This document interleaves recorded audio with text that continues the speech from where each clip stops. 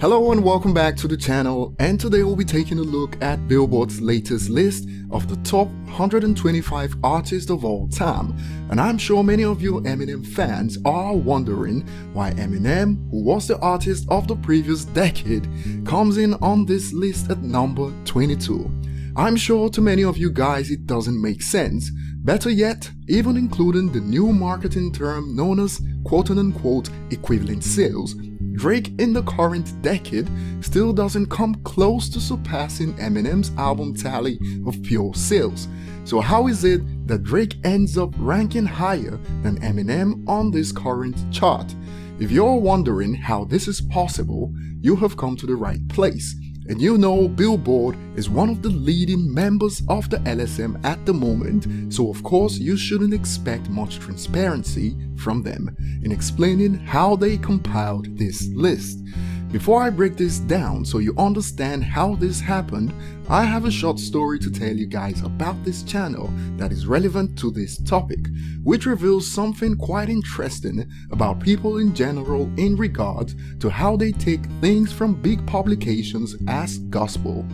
A while ago, I believe just shortly after this channel crossed 10,000 subscribers, I took my time to convert Eminem's streams to sales based on the RIAA's formula, just to give fans a glimpse of what Eminem's equivalent song sales look like based on streams using RIAA's formula on a global scale.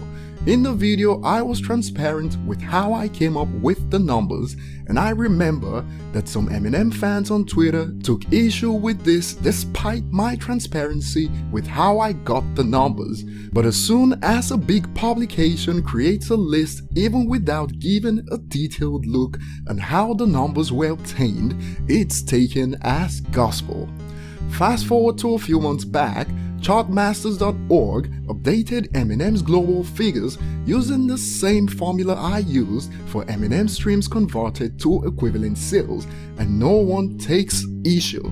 So it didn't matter if I was right, what mattered was reputation, which of course I understand, and while most Eminem fans know that the LSM want him gone, some will still be the first to doubt me despite my transparency, which leads us to the point at hand on how Billboard came up with this ranking of the greatest all-time artists.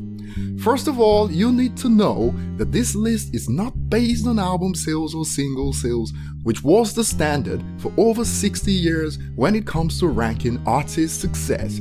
Surely, sales are a factor in this list, but when you see Drake ranking so high, you understand what they mean by this vague statement in the article.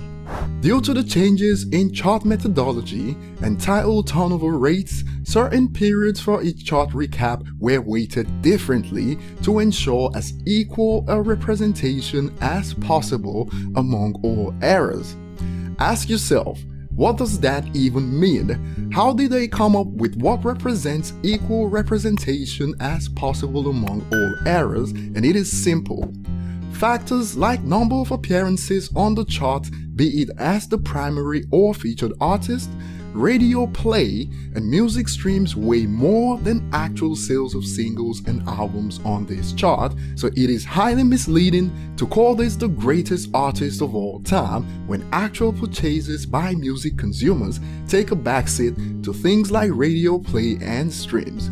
We know for a fact that when it comes to actual sales, Drake, as of April this year, is yet to sell 12 million albums in the United States in his career, and he ranks higher than Garth Brooks. Album sales is usually the primary method used to rank artists. It certainly was in the last decade when Eminem was the artist of the decade, and I mentioned Garth Brooks for a reason. Check this out. Garth Brooks has an album, Double Life, that's certified 21 times platinum. His album 7th is 10 times platinum. Roping in the Wind is 14 times platinum. His self-titled album is 10 times platinum. The Hits is 10 times platinum. The Chase is 9 times platinum. Fresh Horses is 7 times platinum. I could keep going with Garth Brooks' album success, and regardless of how you choose to slice it, album sales should always weigh more than singles, radio play, or even streams. Streams in particular is too recent to hold much weight compared to 60 years of traditional consumption. But Billboard would rather favor number of entries into the Hot 100 over actual commercial success for their list of greatest artists of all time. Hence, Drake ranks higher than Garth Brooks, an artist with 6 diamond albums, and an album that will qualify as double diamond, 21 times platinum.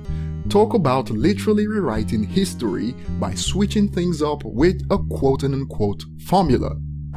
It's funny because Billboard uses SoundScan figures for sales in the United States, but they choose to favor radio play, number of chart entries including features, and streams over traditional sales that was the norm for over 60 years in a list called the greatest artists of all time. So regardless of how much an artist sells, if radio doesn't play your songs, you're going down on the list.